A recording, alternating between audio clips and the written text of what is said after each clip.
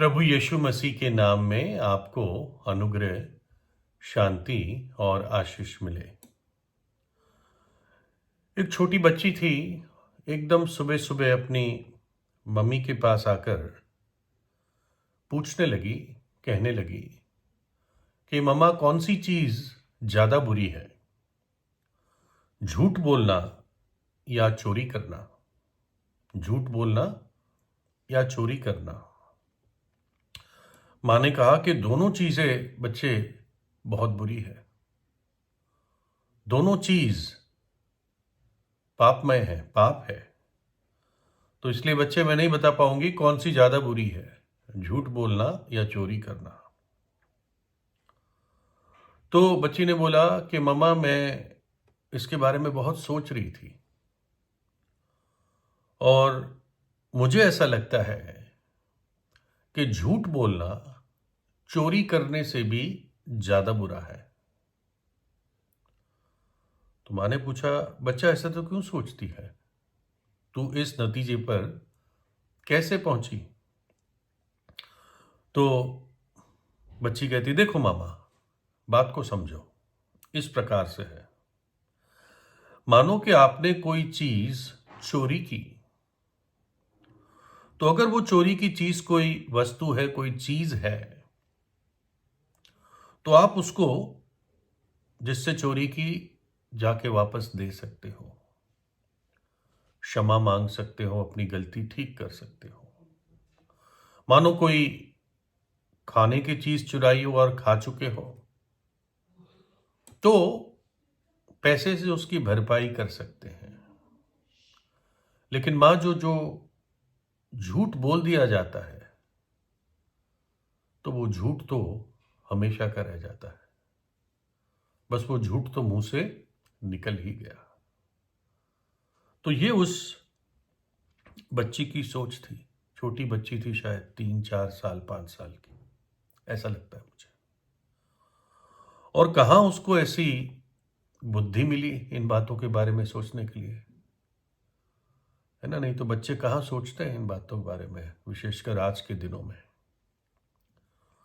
लेकिन मैं सोचता हूं ये बच्ची संडे स्कूल, जहां पर बच्चों को प्रभु के बारे में बताया जाता है, प्रार्थना सभाओं में, इसने संडे स्कूल अटेंड किया होगा और 10 आज्ञाओं के बारे में जो परमेश्वर ने अपने लोगों को दी, उसके बारे में सुना, जिसमें से 6 आज्ञाएं हमारी जिम्मेदारी जो मनुष्यों के प्रति है वो लिखा है। 4 आज्ञाएं हमारा परमेश्वर के प्रति जो जिम्मेदारी है, जो हमें नियम पालने हैं, और 6 आज्ञाएं जो मनुष्य के प्रति हमें नियम पालने हैं, जो इस प्रकार से है। तू अपने पिता और अपनी माता का आदर करना, जिससे जो देश तेरा परमेश्वर यहोवा तुझे देता है उसमें तू बहुत दिन तक रहने पाएगा। तू खून ना करना, हत्या ना करना, तू व्यभिचार ना करना, तू चोरी ना करना, तू किसी के विरुद्ध झूठी साक्षी ना देना, अर्थात झूठ मत बोलना,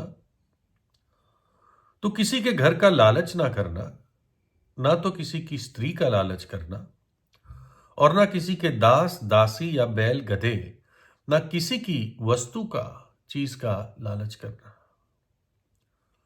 तो निश्चित रूप से इस बच्ची के मन में ये दो बातें बैठ चुकी थी, तू चोरी ना करना और तू झूठ ना बोलना।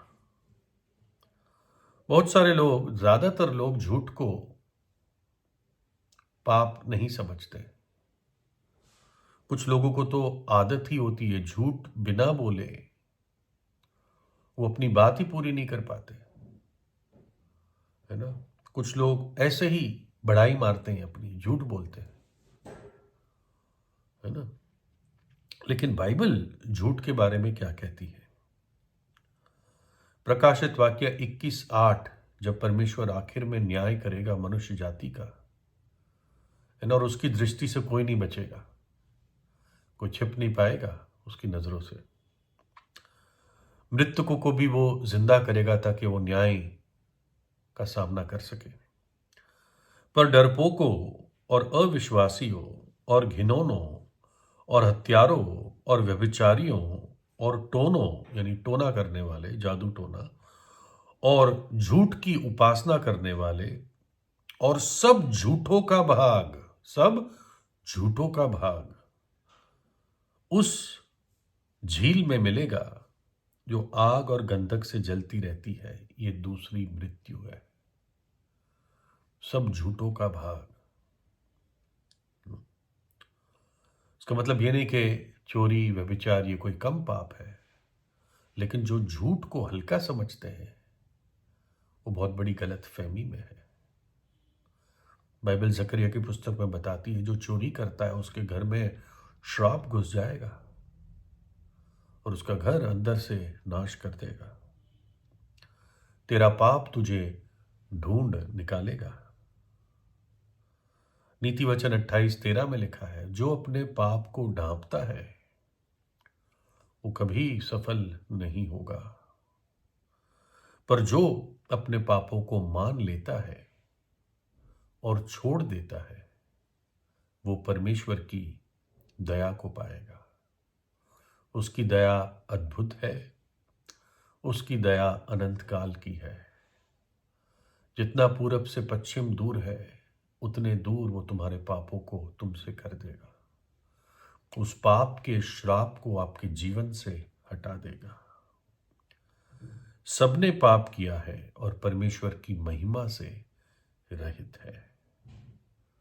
जब आदम पहला मनुष्य पाप रहित था तो एक परमेश्वर की महिमा का बादल उसे घेरे हुए था। वो पवित्रता में, परमेश्वर की महिमा में, रोशनी में वास करता था। अदन की वाटिका में परमेश्वर उससे मिलने आता था, उसकी परमेश्वर के साथ संगति थी।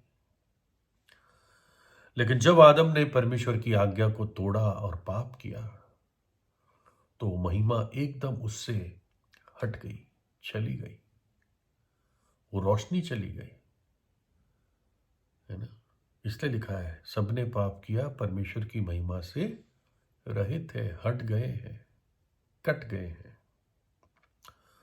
पाप हमेशा परमेश्वर की महिमा और उसकी उपस्थिति को दूर भगाता है, क्योंकि परमेश्वर पाप के साथ संगति नहीं कर सकता।